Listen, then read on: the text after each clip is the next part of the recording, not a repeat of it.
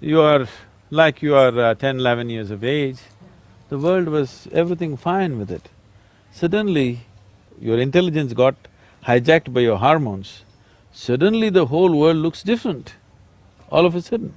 So all that's happened is, your intelligence got hijacked by the hormones. Hmm. The chemistry has hijacked you. Very, very few individuals have the necessary awareness to look beyond that at life.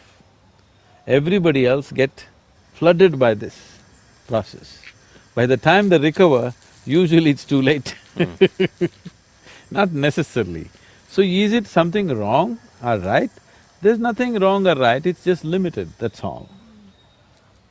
Is being limited a crime? No. But the nature of the human being is such, he suffers limitations. He doesn't like it. Hmm. So a relationship, when you see a man and a woman, you're talking about a relationship. Because there are other aspects to it. There may be a social angle to it, there may be a physical angle to it, there may be a psychological angle to it, there may be an economic angle to it. The variety of other things to fulfill in a relationship. We form relationships with variety of people in our lives. You have business relationships, you have personal relationships, you have professional relationships. So, relationships we form basically to fulfill different types of needs or to fulfill somebody else's needs, whichever way it is. That is a relationship. But what you refer to as love is just the sweetness of your emotion. You can use another person to stimulate that within you, or you can be on self-start mechanism.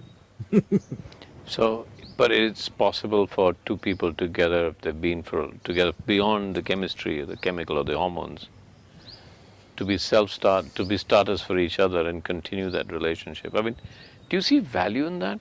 Do you see value in people staying together for so long? In a marriage?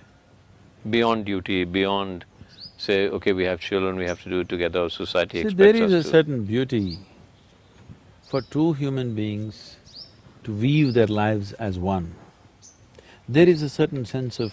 see, if you have to really be with somebody, you have to give up a part of yourself in some way. So the English expression falling in love is very significant. You can only fall into it. You can't stand in it, you can't climb in it, you have to fall into it. Falling means some part of you has to go Yeah. to accommodate another, which is a good thing for a human being to do. That doesn't think too much of himself. One who thinks too much of himself cannot be in a love affair. Yeah. Somewhere you have to surrender a part of yourself to be in a love affair. In that sense, it's a very beautiful thing. But in this weaving, as you called it, is it possible for you to be with another person that becomes, and I'm just guessing here, that becomes the conduit towards your own self-realization? Is that a possibility? Could that be a basis of relationship? It is definitely a possibility, but it's a risky possibility. Okay, I understand that, right. You may just get entangled and lost in so many complexities of a relationship rather than finding the ultimate nature. I'm not saying it's not possible, it's very much possible. So that is why in India, when we got people married, we tied what's called as a Mangal Sutra. Today it's just a thread, a ritualistic thread. But that's not how it originally started. There is a way of taking a strand of energy from you and your partner and tying it up in a certain way, so that beyond your logic, beyond your understanding, beyond your psychological, emotional and physical needs, somewhere deep inside two beings are tied together, two lives are tied together. So, lot of people cannot understand how these two people are together, because nothing seems to be common in them, but still they're like one, because on another level they're tied up. This can happen because of the physical proximity and the intimacy of the whole relationship, but even before you start it, we have a whole technology as to how to tie up two lives together. So we always said that this is a lifelong thing, you cannot break it. If you break it, you have to tear two lives apart. Because it was not just an arrangement, it was a kind of a union. If you listen to all the mantras chanted in the weddings, they're always talking about this, how these two beings are being welded together, okay?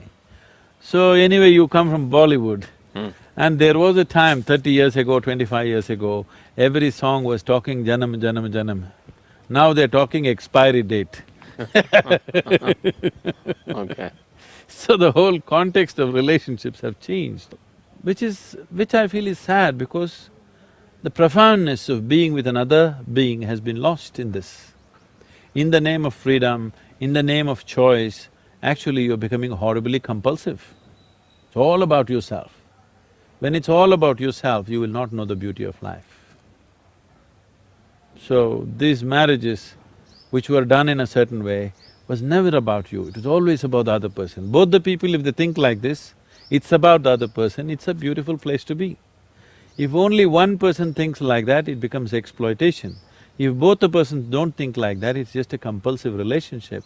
Me trying to extract something from you, you trying to extract something from me, it's a conflict situation all the time.